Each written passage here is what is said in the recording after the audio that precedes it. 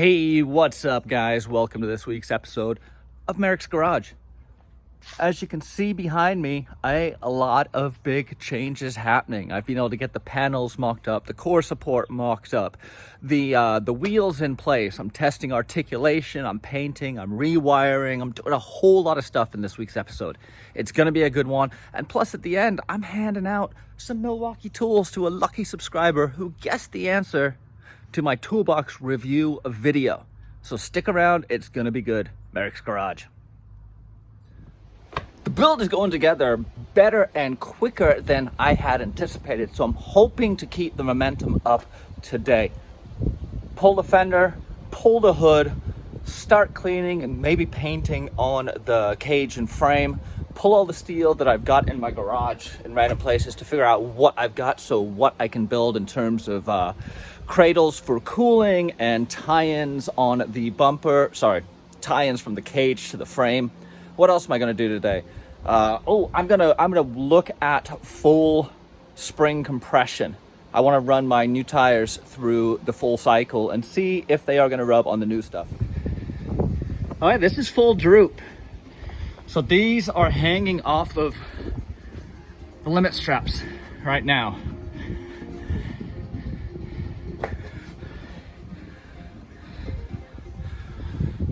So I'm gonna now pop the springs, let the air out of the shock. Let's see if we can get this thing to rub. Yeah, baby. That's full bump right there. And amazingly, I have tons of clearance back here. I'm gonna need to do a little bit of trimming here, I think. Let's check the other side. Yeah, so the shock's not even hooked up right now.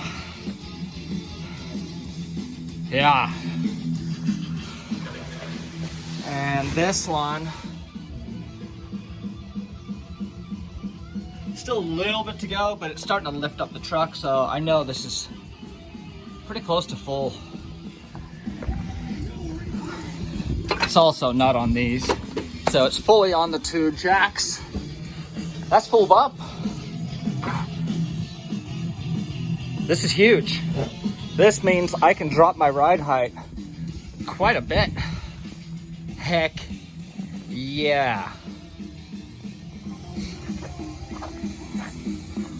So that's full lock. It's coming in a little tight.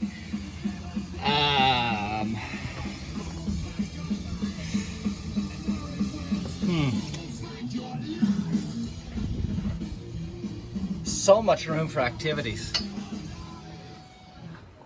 Dude, I love these trucks. I don't know if I've told you guys that recently. Oh, buddy. I am getting excited. Oh, yes. Lots of room. I'm kind of confused as to why they're not rubbing. I'm thinking it has to do with the back spacing. By kicking them out a little bit, they changed the angle just enough. There's no interference. Ew. Anyone notice anything odd about this bolt? Yeah, it's got a pretty good bend to it. This bolt came out of the bottom of my driver's side shock mount. So at some point during the last couple of years, I was rallying hard and bent this guy. Now that's fine. This is my fusible link, just like my U-joints are in my driveline. I want this to bend before anything else bends. So it did its job, but I will be replacing it. This is part of the reason I love grade 8 hardware. You'll hear people talking about grade 5, how it has more elasticity and will stretch before it breaks and things like that. And yes, they are correct, but it is important to recognize that the point at which a grade 5 bolt will break after it has stretched and used up its modulus of elasticity is still going to be lower than where a grade 8 bolt will start to bend. So although a grade 8 bolt does not have as much modulus of elasticity, meaning it will not bend and yield as well as a grade 5 will, it will do so at a much higher force than a grade 5. That's why I use grade 8 in pretty much every application. They're dependable, they're super strong, and they're light. Grade 8 for the win. But I will need a new one of these. You guys remember Duke? Duke is the dude who's got that awesome solid axle swapped 2500? Yeah, 1500. And he really wanted to come help out with the bead locks. And I gladly obliged.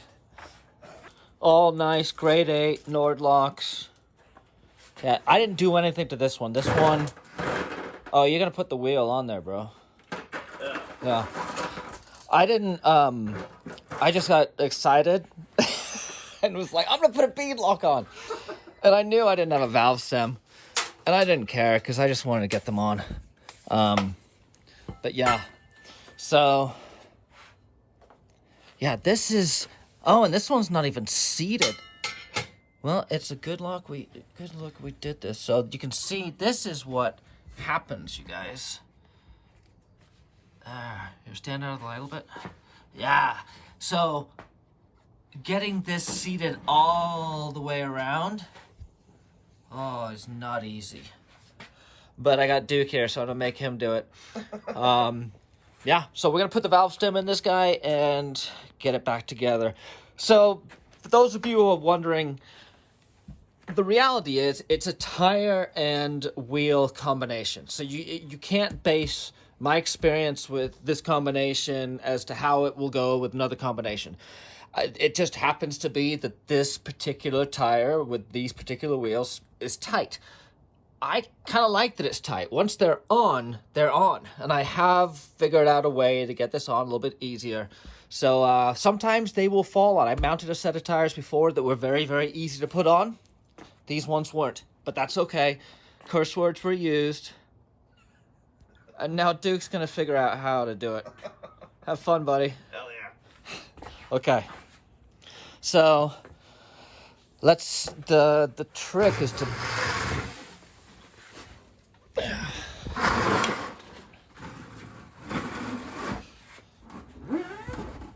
Freaking amazing rims, dude.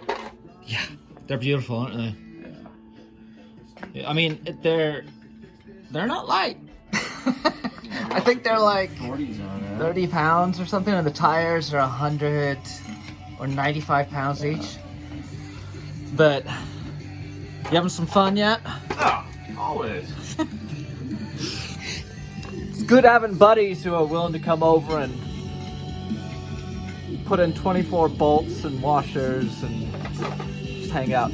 So yeah, this one with two people went on a lot better. Let me turn down my music. Having two people definitely sped us up.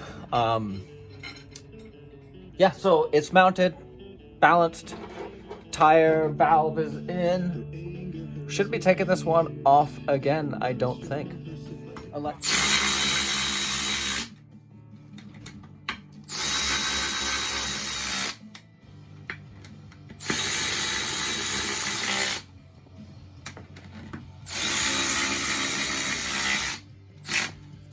I sprayed pretty much everything and painted it with POR15, and most likely my prep wasn't any good because it's coming off, but I'm gonna go to the steel it. I really like the finish of that stuff, and being able to weld on it is huge. So I have started bringing everything back down to bare as much as I can. And hey, look at this. This was all done with my Hobart 110 welder. I know it's not the most beautiful thing, but you know, run what you got. And it has worked just fine. I've got no cracks, no nothing. I've been going through this thing trying to find anything. But yeah, so everything's stripped out of the way as much as I can. I'm gonna mask it off here and then start spraying the steelet.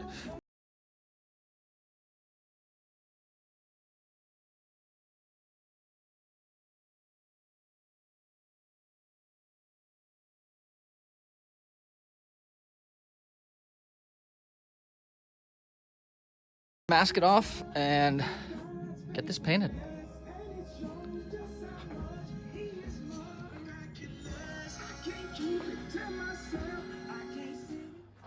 One of the things that I have planned in the future is rebuilding the coilovers and maybe even the bump stops. They are nitrogen charged.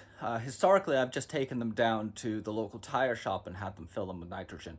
But they can't get much over 150 psi. It's fairly inaccurate and it's not convenient. Technically, you should be inflating a shock when it is not under any load. So I pulled my fronts out. They're getting cleaned up and having some stuff looked at on them. I bent some of the bolts, things like that. But when I put them back together, when I got them back on the truck, when I've got them at full droop, we're going to charge them with nitrogen, and we will do that using this guy right here. This is a 19 cubic foot nitrogen tank I picked up from my local gas supply. I've got a nitrogen regulator on top along with a line and this very cool Racetech filler. Let me get this thing situated here. What makes this guy so cool is this outer dial threads on to lock onto the Schrader valve. This then depresses the pin to release the charge. I can also moderate the charge, like if I want to lower it with this guy right here. This is my lever to fill and inflate. And yeah, let's do this guy. I've already pressurized or released all the pressure in this bump right here.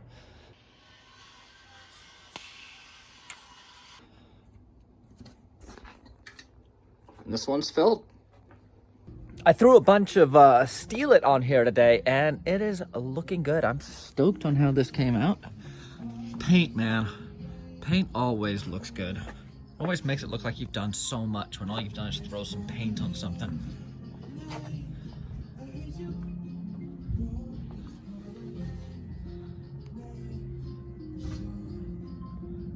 Yeah, pretty. So I'm not sure if you guys are going to be able to visualize this through the video, but I'm going to show you where I think my cab is bent. It looks like the cab is rainbowing. You see that? This side's drooping. And then if I come down here, look at that. This body bushing is getting smashed. So what I'm going to do right now is take that Harbor Freight hydraulic expander and run it between these two and hopefully push this guy out and up a little bit. We'll see.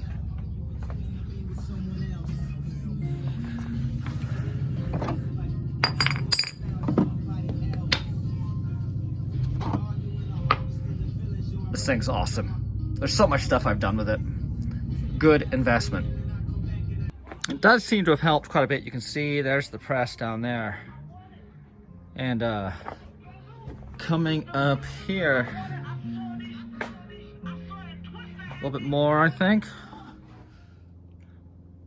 Yeah, that looks awesome.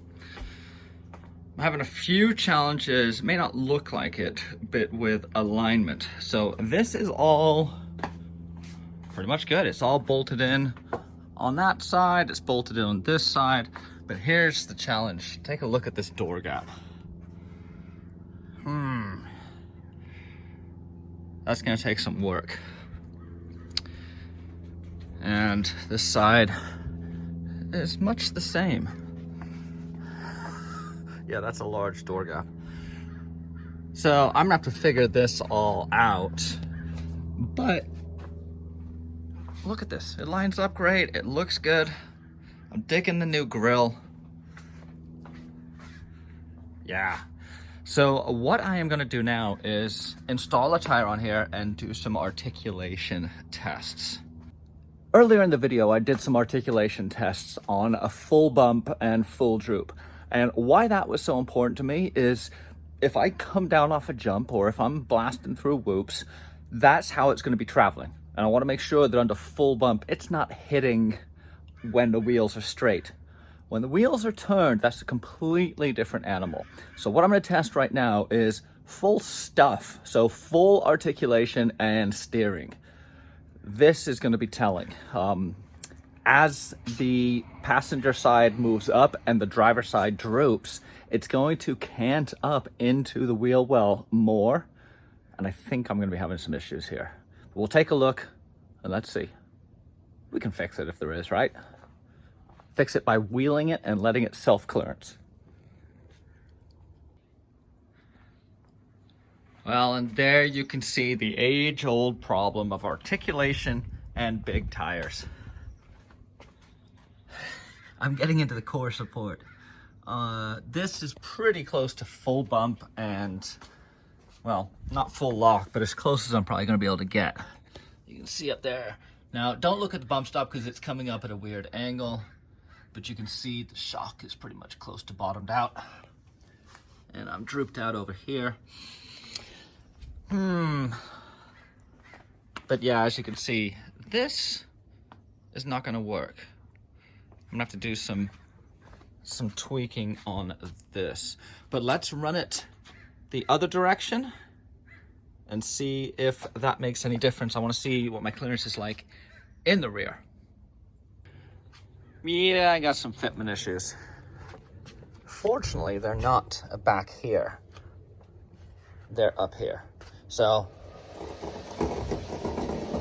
tire's roughly clearing. This is pretty decent articulation, and I can still steer out of this. You can see how close I am to full bump, but not ideal.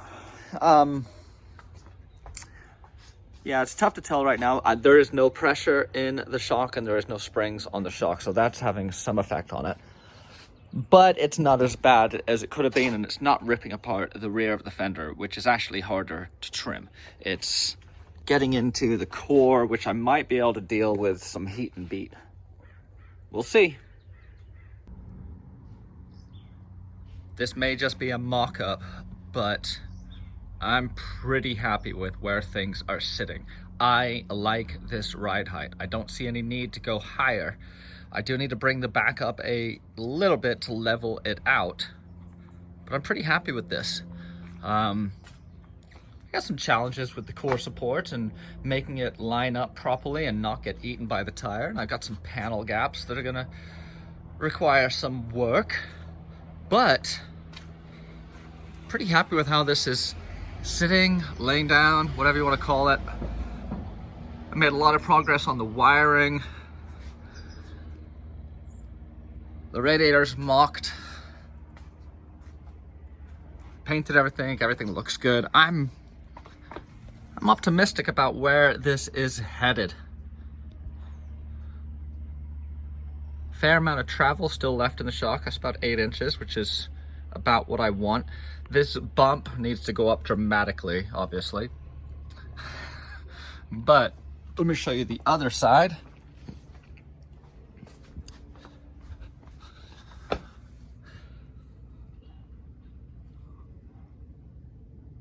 Yeah, I'm happy with this. It's gonna be time to pressurize these shocks soon. Okay, as promised in the beginning of the video, I have a winner of my Milwaukee Choose Your Tool giveaway. In my video going through my Milwaukee toolbox, I asked a question. What was my first Milwaukee tool that I purchased? Was it a Sawzall? Was it a circular saw? Or was it a drill? Well, pretty much everyone got it wrong, because pretty much everyone thought that my first tool was a Sawzall. And while that is an awesome choice, and in most days and most people, that would have been correct, my first tool was actually a circular saw. But before everyone turns off and heads out, I do have good news. We're going to be giving away 2 different prizes. I spoke to Milwaukee and I said, hey, everyone thought it was the Sawzall.